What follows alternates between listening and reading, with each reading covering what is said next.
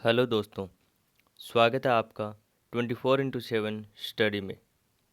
आज हम डिस्कस करने जा रहे हैं 25 अप्रैल के most important current affair questions. Session start करने से पहले आप वीडियो को लाइक कर दीजिए व ज़्यादा से ज़्यादा शेयर कर दीजिए। और अगर आपने चैनल को अभी तक सब्सक्राइब नहीं किया है तो चैनल को लाल बटन दबाकर सब्सक्राइब कर दीजिए। तो चलिए फ्रेंड्स, चलते हैं 25 अप्रैल के करंट अफेयर क्वेश्चंस की ओर। पहला क्वेश्चन है, प्रवास और पर्यटन पर कोविड-19 के प्रभाव पर विश्व बैंक की एक रिपोर्ट के अनुसार भारत में पर्यटन पिछले वर्ष 83 बिलियन अमेरिकी डॉलर से घटकर 64 बिलियन अमेरिकी डॉलर होने की संभावना है। तो फ्रेंड्स, पहले तो इसका आंसर देख लेते हैं। इसका आंसर होगा 23%। कि पिछले साल 83 बिलियन डॉलर था, अब की बार उससे 23% घटकर 24 बिलियन डॉलर हो गया है। प्रवास और पर्यटन जैसे कि अपने इंडिया से लोग विदेश जाते हैं। 3 बंदे विदेश गए, विदेश से उन्होंने जो पैसा भेजा उसके मामले में उसको पर्यटन बोलते हैं। उसके मामले में इंडिया हर बार टॉप पर रहता है, 1 नंबर पर रहता है। यानी कि विदेशों से इंडिया में सबसे ज़्यादा पैसा आता है अन्य किसी देश की बजाय। तो इस मामले में इंडिया हर बार टॉप पर रहता है। इस बार कोविड-19 की वजह से 23% नीचे गिरकर इसका 83 बिलियन डॉलर से 64 बिलियन डॉलर रह गया है। और विश्व में इसका प्रभाव पड़ा है, 20% घट गया है पूरे विश्व में देखें तो। आगे चलते हैं क्वेश्चन नंबर 2 की ओर। भारतीय उद्योग परिसंघ CII ने वित्त वर्ष 2020-21 के लिए भारत की GDP वृद्धि दर कितना रहने का अनुमान लगाया है। तो फ्रेंड्स, इसका आंसर होगा ऑप्शन नंबर 1.5 से 2.8 रहने का। सॉरी फ्रेंड्स, इसका आंसर होगा 0.9 टू 1.5। 0.9% से 1.5% तक।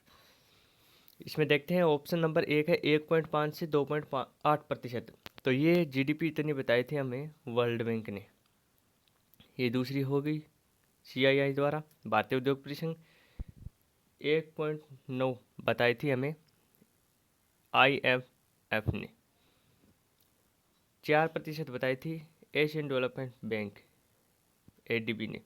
और 1.8 बताई थी S&P रेटिंग ने, जो SBI द्वारा संचालित की जाती है। और साथ ही फिच सॉल्यूशन ने। Fitch solution.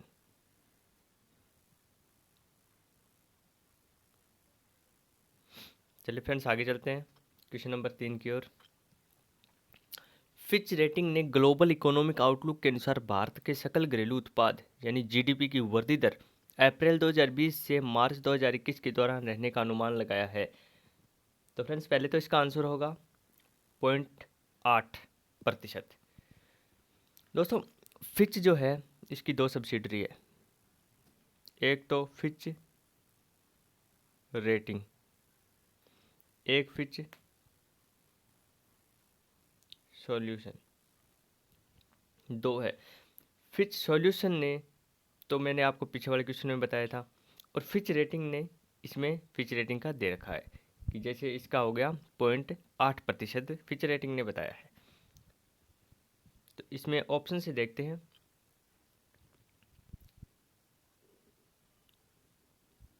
4.8 ये बताई थी यूनाइटेड नेशन ने। फिर बताई थी, अपन पुराना टेबल ही देख लेते हैं स्टार्टिंग से। यूनाइटेड नेशन ने बताई थी 4.8। ADB ने बताई थी 4%। बाद में क्रिसिल ने बताई थी 3.5%। आगे चलते हैं। मूडीज इन्वेस्टर सर्विसेज ने बताई थी 2.5%।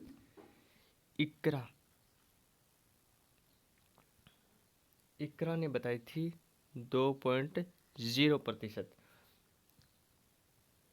IMF ने बताई थी 1.9%। और S&P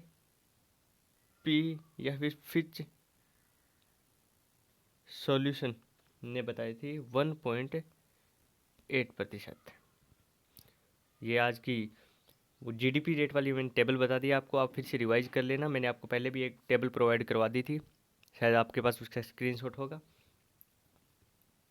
तो आप उसको रिवाइज करते रहें। हर बार क्वेश्चन के अंदर एग्जाम में एक क्वेश्चन तो पक्का आता ही है। आगे चलते हैं क्वेश्चन नंबर 4 की ओर। 2021 यूईएफए महिला चैंपियनशिप को 1 वर्ष के लिए स्थगित कर दिया गया। इसका आयोजन किस देश में होगा? तो इसका आंसर होगा फ्रेंड्स ऑप्शन नंबर 4, इंग्लैंड में इसका आयोजन होगा। इक्वाडोर 2024 का कोपा अमेरिका फुटबॉल चैंपियनशिप जो है वो इक्वाडोर में आयोजित किया जाएगा। कोलंबिया और अर्जेंटीना, यहाँ पर 2021 का कोपा इंडिया अमेरिकन चैंपियनशिप जो है कोलंबिया और अर्जेंटीना में आयोजित की जाएगी। इंग्लैंड में 2022 के कॉमनवेल्थ गेम्स का आयोजन किया जाएगा। कोलंबिया और अर्जेंटीना में 2021 का कोपा अमेरिकन फुटबॉल चैंपियनशिप आयोजित की जाएगी। इक्वाडोर में 2024 की कोपा अमेरिकन फुटबॉल चैंपियनशिप आयोजित की जाएगी 2024 की। इंग्लैंड में 2022 के कॉमनवेल्थ गेम्स होंगे। तो इस क्वेश्चन में इतना ही। आगे चलते हैं क्वेश्चन नंबर 5 की ओर। सिटी यूनियन बैंक के एमडी और सीईओ कौन हैं? तो फ्रेंड्स इसका आंसर है ऑप्शन नंबर 5, एन कामकोडी। ऑप्शन से देखते हैं, जैसे लिंगट वेंकट प्रभाकर, ये कैनरा बैंक के एमडी एंड सीईओ है। ऑप्शन नंबर 2 संजीव चड्ढा जो है वो बैंक ऑफ बड़ौदा के एमडी एंड सीईओ है। अतनु कुमार चतुर्वेदी जो है वो बैंक ऑफ इंडिया के एमडी और सीईओ है।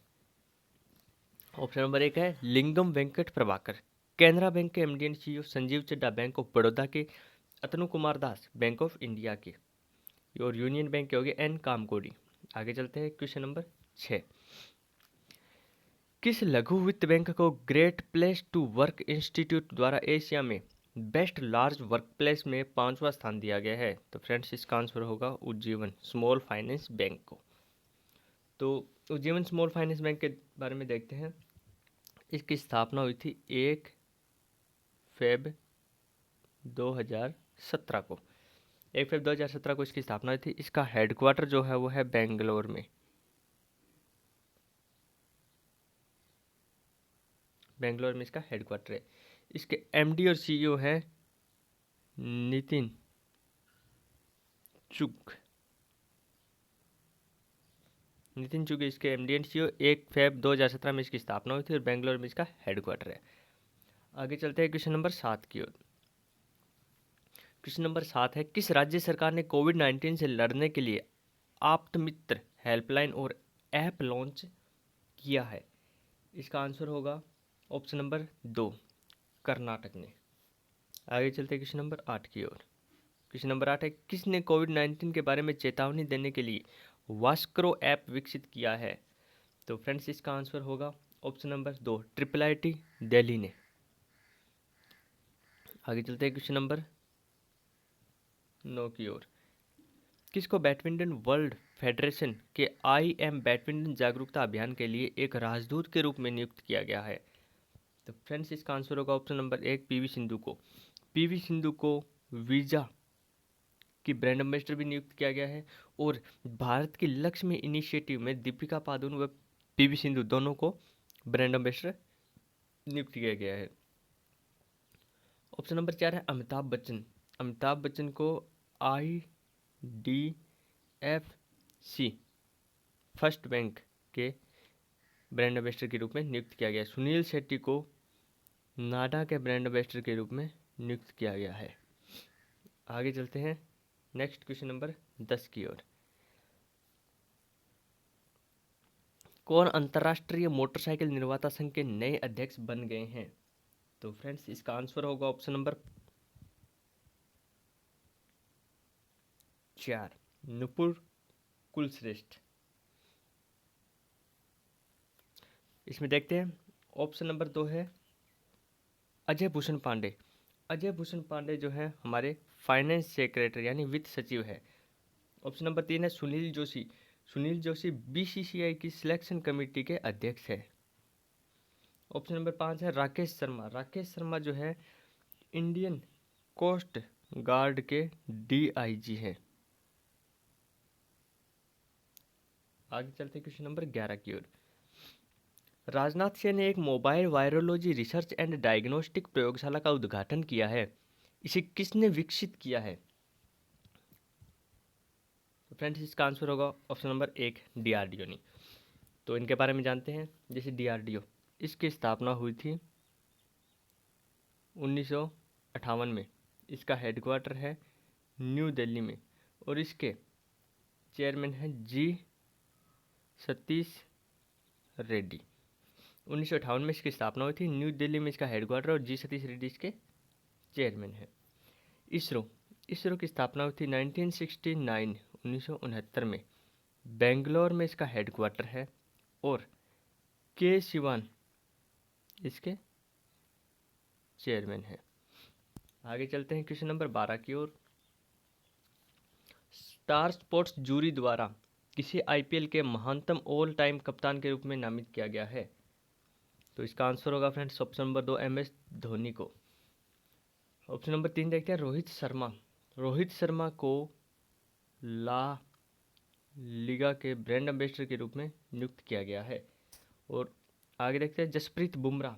जसप्रीत बुमराह को बीसीसीआई द्वारा पाली उमरिगर अवार्ड, पाली उमरिगर अवार्ड से सम्मानित किया गया था। आगे चलते हैं।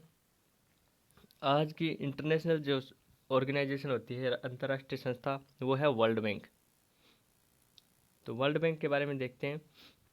वर्ल्ड बैंक का मोटो है working for a world free of poverty. Working for a world free of poverty. इसकी जो स्थापना हुई थी 1944 में हुई थी। इसका जो हेडक्वार्टर है वॉशिंगटन डीसी में है, USA Washington DC.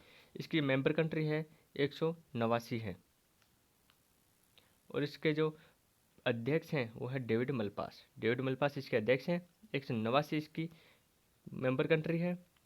Washington DC इसका हेडक्वार्टर है। 1944 में इसकी स्थापना हुई थी। उसका मोटो है working for a world free of poverty. तो चलिए फ्रेंड्स, आज के लिए इतना ही।